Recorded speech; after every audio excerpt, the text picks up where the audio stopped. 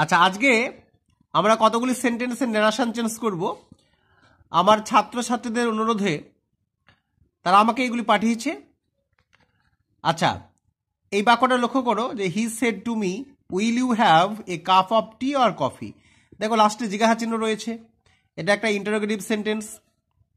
এই যে লাস্টে জিজ্ঞাসা চিহ্ন থাকলে এই যে সেড টু জায়গায় হয়ে যায় আক্সড। আর এই এখানে দেখো ডব্লিউএস ওয়ার্ড নেই, এখানে ডব্লিউএস ওয়ার্ড যদি থাকতো তাহলে কিন্তু ডব্লিউএস ওয়ার্ডটাই বসে যেত। তাহলে নিয়মটা কি? এই যে হি সেড টু মি, এটা হবে হি আস্কড মি। আচ্ছা গেল, এই জায়গাটায় যেহেতু ডব্লিউএস ওয়ার্ড নেই তাই ইফ হবে। He asked me if, second বাক্যের প্রোনাউন চেঞ্জ করতে হয়। ইউটা আসলে কে বুঝতে হবে, ইউটা আসলে কিন্তু আমি, আমাকে বলছে। হি সেড টু মি, সে আমাকে বলছে। উইল ইউ, ইউ মানে আমি এখানে। তাহলে ইফ আই মানে ইফের পরে সাবজেক্ট লিখতে হয়, এটা খেয়াল রাখবে। ইফ আই, উইলটা উড হবে, ইফ আই উড, আর বাদ বাকি যা আছে তাই। If I would have a cup of tea or coffee. এবার mother said to the boy, who are you calling. দেখো আগের মতো জিজ্ঞাসা চিহ্ন আছে, তাহলে সেড টু জায়গায় কি হবে? আক্সড হবে। Mother asks the boy. এখানে কিন্তু এইবারটা ডব্লিউএস ওয়ার্ড রয়েছে। ডব্লিউএস ওয়ার্ড থাকলে কি হয়? ডব্লিউএস ওয়ার্ডটায় বসে, এরপরে কি বসে? সাবজেক্ট বসে। তাহলে ইউটা কাকে বলছে? ইউ মানে দা বয়কে, তাহলে কি হবে? Mother asks the boy who he was calling. Seema aunty said to me. আচ্ছা এখানে একটা কথা বলে রাখি, আমি আর একটা বইয়ে দেখলাম যে এই যে হি এর পরে হ্যাড বিন রয়েছে, এটাও হতে পারে। হ্যাঁ, হি had bin, actually has been have been থাকলে হ্যাড বিন হয়, কিন্তু আমি আর একটা বইয়ে তো দেখলাম তাই লিখে দিলাম। মানে এটা হতে পারে, ভুল হবে না। Mother asks the boy who he had been calling লিখলেও হবে, ঠিক আছে? আচ্ছা, অ্যাকচুয়ালি নিয়মটা কি বলতো, যদি মানে অ্যামিজ আর থাকে তাহলে কিন্তু ওয়াজ ওয়ার হয়ে যায়, এটাই নিয়ম। এখানে আর আছে, তাহলে অ্যামিজারের মধ্যে একটা আছে, অ্যাকচুয়ালি ওয়াজ ওয়ার হওয়ার কথা, কিন্তু যেহেতু আমি দুটো বইয়ে দেখলাম তাই আমি লিখে দিলাম। তোমরা যেটা সঠিক মনে করবে সেটা লিখে নেবা।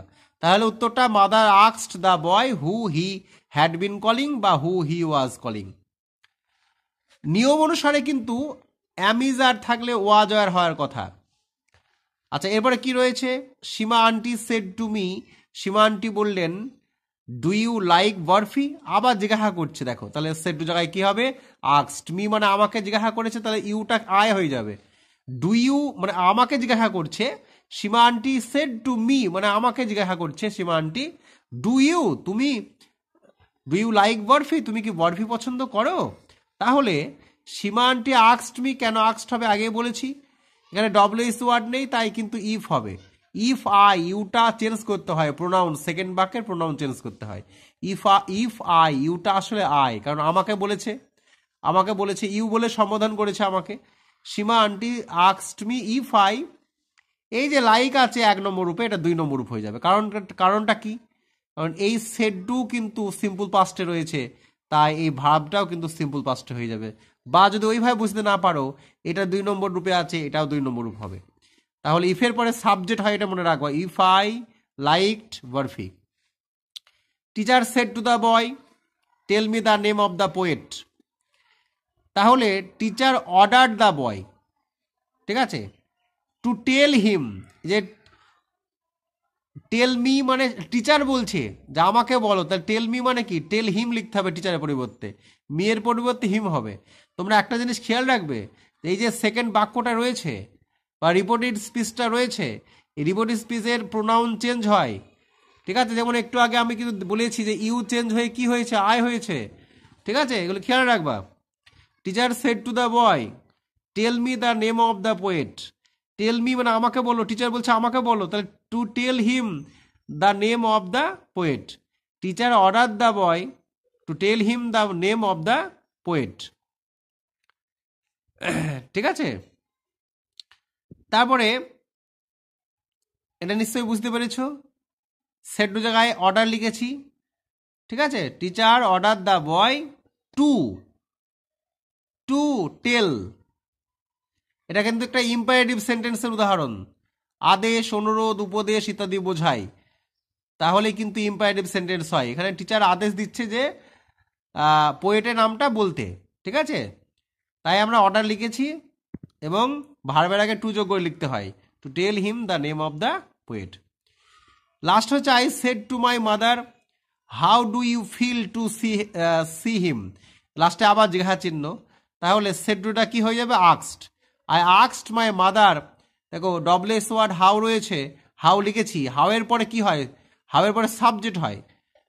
বলছে I said to my mother, আমি আমার মাকে বললাম, হাউ ডু ইউ ফিল, তাহলে আমি মাকে বললাম, তাহলে ইউটা কিন্তু আমার মা, তাহলে এখানে মার পরিবর্তে আমার মেয়ের পরিবর্তে কি লিখবো? মা তো একটা মেয়ে, তাই সি লিখবো। তাহলে I asked my mother how she felt, ফিলটা 1 নম্বরে আছে, এটা ফেল্ট হবে। সেড টু 2 নম্বরে, তাই ভার্বটা 2 নম্বরে লিখতে হবে, ফিলটা ফেল্ট হবে।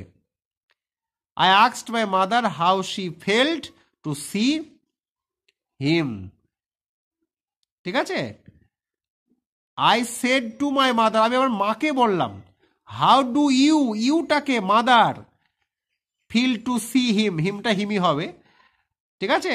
I asked my mother how, দেখো ডবলএস ওয়ার্ড রয়েছে, তাই ডবলএস ওয়ার্ডটাই রেখেছি।